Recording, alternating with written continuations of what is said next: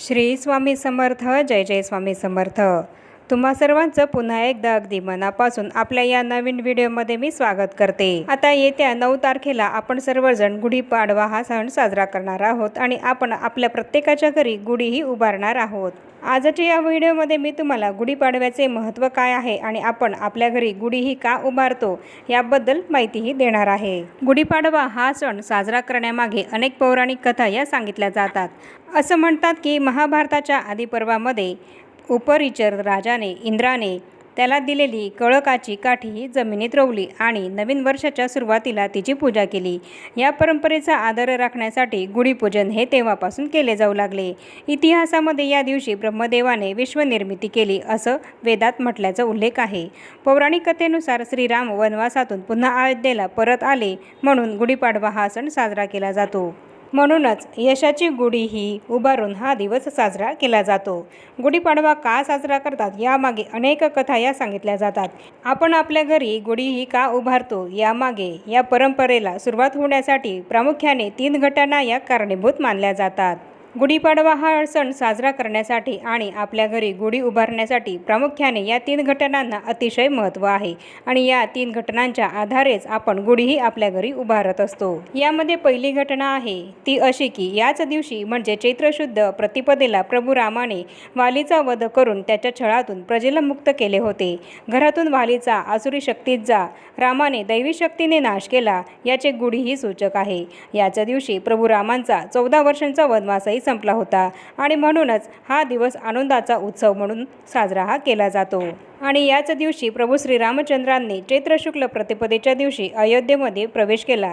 त्यावेळी अयोध्येतील लोकांनी गुढ्या तोरणं उभारून त्यांचं स्वागत केलं. तेव्हापासून दर चैत्र शुक्ल प्रतिपदेला गुढ्या तोरणं उभारून आनंदाचा विजयोत्सव दिन म्हणून हा दिवस साजरा केला जाऊ लागला. ब्रह्मदेवाने सृष्टी निर्माण केली तो हाच पवित्र दिवस मानला जातो. भगवान विष्णूंनी मत्स्यरूप धारण करून शंकासुराचा वध केला. त्या मत्स्यरूपी विष्णूंचा जन्म चैत्र शुद्ध प्रतिपदेच्याच दिवशी झाला होता. तर ही आहे पहिली प्रमुख घटना की ज्यामुळे आपण गुढीपाडवा हा सण साजरा करतो आणि आपल्या घरी गुढीही उभारत असतो. तशीच दुसरी एक घटनाही सांगितली जाते की ज्यामुळे आपण गुढीही आपल्या घरी उभारत असतो. या घटनेनुसार या कथेनुसार वसु नावाचा राजा हा जेव्हा तपश्चर्या करून मनोजेंद्र झाला तेव्हा स्वर्गातल्या अमरेंद्राने याच तिथीला वस्त्रालंकार देऊन त्याचा गौरव हा केला आणि म्हणूनच या तिथीला त्याचा वस्त्रालंकार देऊन गौरव केला म्हणून हा दिवस आनंदोत्सव म्हणून साजरा केला जातो आणि घरोघरी गुढीही उभारली जाते. त्याचप्रमाणे तिसऱ्या घटनेनुसार तिसऱ्या कथेप्रमाणे शालिवाहन राजाने अत्याचारी शक लोकांचा पराभव करून त्यांच्या जाचातून जनतेची मुक्तताही केली. या विजयाप्रित्यर्थ पाडव्याच्या तिथीपासून शालिवाहन शकाला प्रारंभ हा झाला. ज्यांनी विजय मिळवला तो शालिवाहन आणि ज्यांच्यावर विजय मिळवला ते शक असा दोघांचाही अंतर्भाव होऊन शालिवाहन शक यामध्ये करण्यात येतो. शालिवाहन हा एक कुंभारपुत्र होता आणि याच दिवशी शालिवाहन नावाच्या या कुंभारपुत्राने मातीच्या सैनिकांच्या सैन्याने आपल्या शत्रूंवर विजय मिळवला होता. याच कारणामुळे शालिवाहन शकही याच दिवसापासून सुरू होतो. तर याच त्या मुख्य प्रमुख 3 घटना आहेत की ज्यामुळे आपण आपल्या घरी गुढीही या दिवशी उभारत असतो आणि गुढीपाडवा हा सण साजरा करत असतो. गुढीपाडवा या सणाला ऐतिहासिक, सांस्कृतिक आणि नैसर्गिकदृष्ट्या खूप महत्त्व आहे. चैत्र महिन्यापासून वसंत ऋतूच्या आगमनाला सुरुवात होते आणि वातावरणामध्ये बदल हा झालेला आपल्याला दिसून येतो. जुनी वाळलेली पानं गळून झाडांना नवीन पालवी फुटते तर आंब्याला मोहर येतो. या नैसर्गिक बदलाचे स्वागत करण्याची पद्धत असल्यामुळे हा सण साजरा केला जातो. गुढीला सजवण्यात येणाऱ्या प्रत्येक गोष्टीमागे शास्त्र आहे. वातावरणामध्ये वाढलेल्या उन्हाची काहिली कमी करण्यासाठी गुढीमध्ये कडुलिंबाची पानेही लावली जातात. तर या दिवशी कडुलिंबाची कोवळी पानेही खाण्याची सुद्धा प्रथा आहे.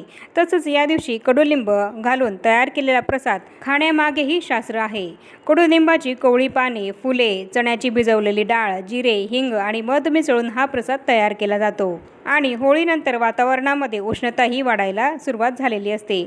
या वातावरणाच्या बदलाच्या काळामध्ये वेगवेगळे त्वचेचे विकार, सर्दी, पोटाचे विकार किंवा आपल्या शरीरामध्ये उष्णताही आपल्याला जाणवणं यासारखे विकार हे वाढण्याची शक्यता असते. अशावेळी शरीराची रोगप्रतिकारक शक्ती वाढवण्यासाठी आणि पुढच्या येणाऱ्या काळामध्ये आपले शरीर हे निरोगी राखण्यासाठी नववर्षाची सुरुवात ही कडुलिंबाच्या सेवनाने करतात। आल्हाददायक वसंत ऋतूनंतरचा उन्हाळा हा आपल्याला बाधू नये म्हणून वर्षाच्या सुरुवातीलाच कडुनिंबाची पाने ही खावीत असं सांगितलं गेलं आहे।